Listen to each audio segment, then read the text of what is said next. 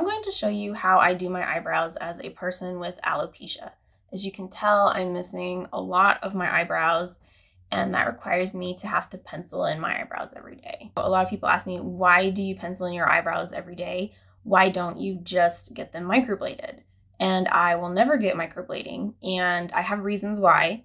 And I will also talk about that as I show you how I do my eyebrows. Now, I'm not a makeup artist by any means, but this is just how I've learned to do my eyebrows over time, and I'll just share it with you so you can get a little bit of inspiration as well. First, you've got to prepare your skin. I already did my morning routine with my skincare. Make sure you put on your sunscreen, especially on your eyebrows, because you're missing them and the sun can hit them. If you use foundation, I would put foundation on first before you do your eyebrows. Because if you do your eyebrows and then try to put foundation on, you're going to run into a lot of trouble trying to cover your forehead without getting it on your eyebrows that you already did. So what I use is a matte eyeshadow and a brush. I actually do not use pencil. For some reason, pencil does not work very well on my skin. It kind of goes over and doesn't leave pigment. And I found that eyeshadow does the job a lot better for me. I would encourage you to play around with eyeshadow colors just to see which one works best. Typically, it's said that you should use an eyeshadow color that is one shade lighter than your natural eyebrow hair color. For me, my eyebrow hair color has always been black, and I feel that when I use brown, it just doesn't look right to me, and I've always identified myself as having black eyebrows. You can see that if you look at any picture of me in my younger years when I had eyebrows, they're always black. So I use black eyeshadow just because it makes me feel more comfortable. And then I use an angled brush like this. I'm going to do the influencer here. So just get, a lot of pigment on your brush. So let's talk about microblading while I do this. I never will get microblading. I have nothing against it. I support it for people who want it. I just personally will never get it. All right, so now that I've got the pigment on my brush, what I do is, I have a small eyebrow line, and what I do is make a thin line and just kind of like connect all the hairs. So I do not do microblading, and the first reason has to do with kind of pain and anesthesia. That's actually two reasons, but we'll get into that. First, my body does not do anesthesia very well. So I absorb it really quickly. So if I get anesthesia, my body processes it and I have sensation within minutes. And with microblading, it is a painful process and they give you numbing cream, but I don't believe that numbing cream will be effective on me. And, I'm concerned about the numbing cream wearing off during the procedure, and I feel a lot of pain, and that's really concerning to me. I don't like feeling the pain. All right, what I'm doing now is I'm just gonna go fill in, I have a little bit of holes here, some holes in here. I'm just gonna fill them in a little bit. I'm really nervous about the pain. When microblading was really popular, I had a really severe lupus flare that lasted for years. And when I have a lupus flare, everything becomes extremely painful. So like washing the dishes causes me a lot of pain. Anything just touching my skin causes me a lot of pain, and it's like 10 times worse than like a normal pain. And just the thought of having to feel any pain during microblading, especially when I have a lupus flare, I just can't even imagine it. I can't even imagine it. So I've just said, I'm not going to do it. I kind of went through the microblading heyday, not really feeling like I was able to do it. All right, now, it's already looking really good. You see, it's really easy. So now I'm just going to go through and kind of try and fine tune underneath. What I will say is you got to try and make your eyebrows symmetrical. But for me, I've never had symmetrical brows. So I would not worry too much if they're not symmetrical, okay? Don't worry about it. Honestly, most people only see you for like 2 or 3 minutes, and they're not really, as long as it's close, they're not going to register that it's not symmetrical. Okay, and so the last reason I don't ever want to get microblading is because it's kind of permanent. I think it lasts like 1 or 2 years.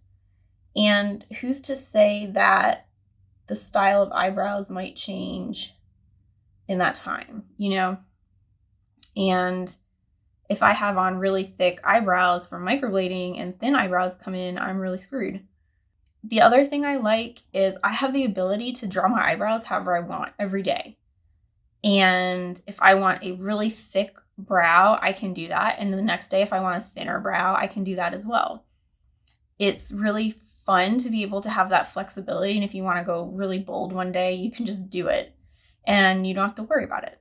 Okay, now what I'm going to do is go through and try and kind of even out the top.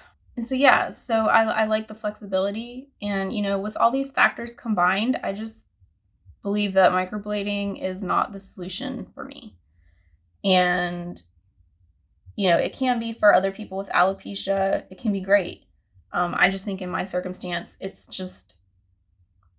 not worth the chance for me. I don't want to go through a painful procedure. I've been through medical procedures before where my anesthesia has worn off and I felt everything. It was extremely uncomfortable. And that's kind of traumatized me a little bit from other procedures that need anesthesia. And another reason I haven't got microblading is because I tend to not heal very well. You can see I have a small scar here. That was from 3 weeks ago. I had a cystic acne and it has a scar. I'll have this scar for months. That's how my skin is. I have scars for months. I scar from bruising. I don't even know how it's possible, but it's possible. So I have scars on my body that's just from a bruise. There was no broken skin, there was no blood, but I have a scar. And I, in general, just don't heal well from things.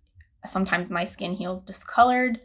And the fact that they kind of like mess up your skin and then it needs to heal in order for the microblading to work, that makes me so nervous. It makes me so nervous. So I won't do that. It's a chance I'm not willing to take, really. All right, so let me get up here. Okay. And so the next thing I do once I've kind of put the shape on is I look for symmetry, right? What is this eyebrow doing and what is this eyebrow doing? And I try and match it up. They look pretty good to me. This one needs a little bit more thickness, I think. And I'm going to go on the top because it looks like it needs thickness on the top. We're just going to do that and then just drag it down.